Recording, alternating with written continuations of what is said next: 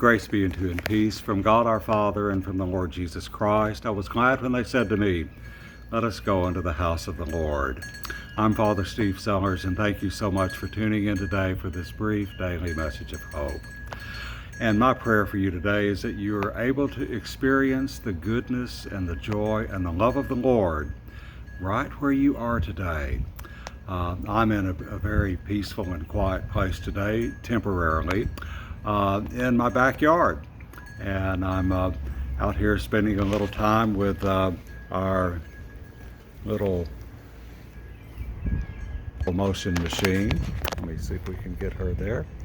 This is our new puppy Dot.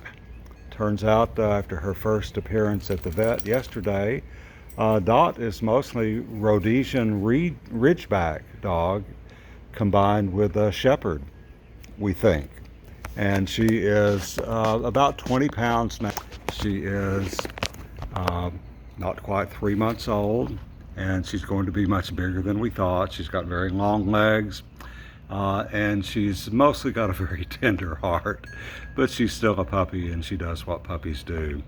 I want to say just a word today. Someone asked me last night, and I've been pondering this for quite some time myself anyway, and someone asked, why are so many people so angry today?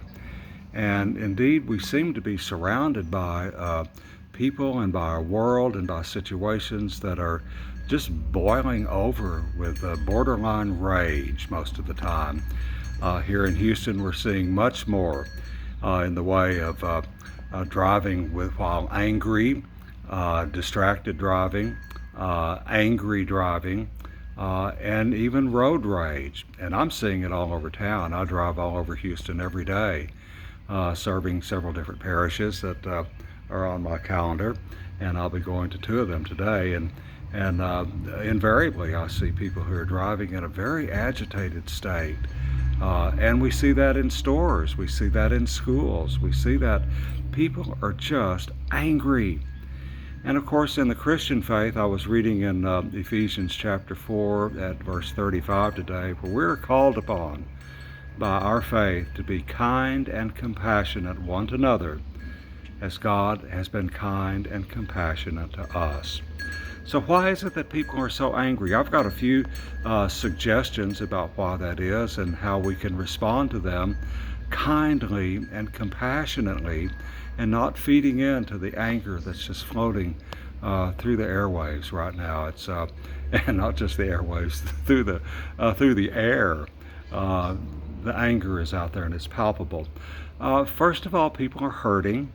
The coronavirus quarantine and the financial, economic problems people have suffered has left people in pain and hurting. Families have been uprooted. School systems have been uprooted, and there is pain in the world today, and people are hurting. That's one of the causes.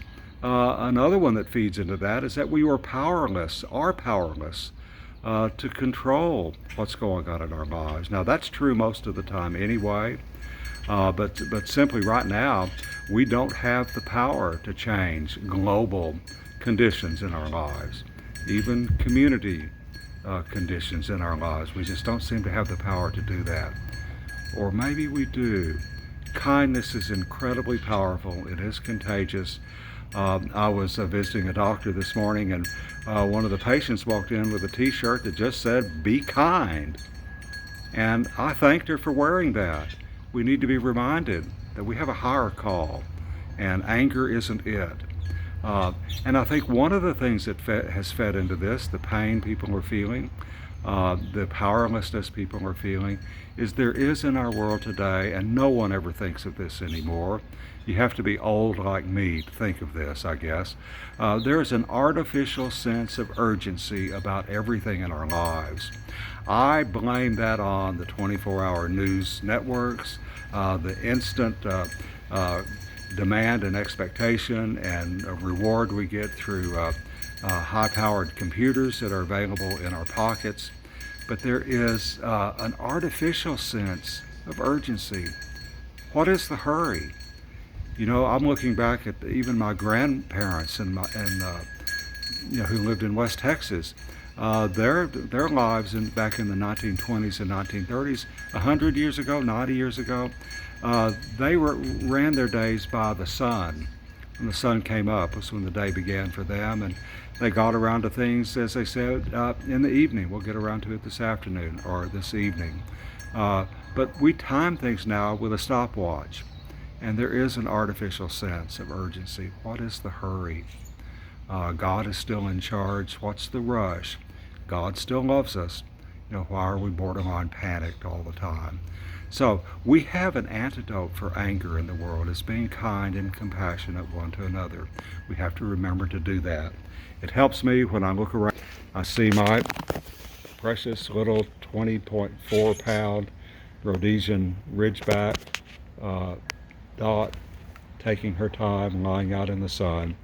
And I think she knows much more about life than I do. Be kind and compassionate one to another today. God bless you, and through His grace, I hope to see you here tomorrow.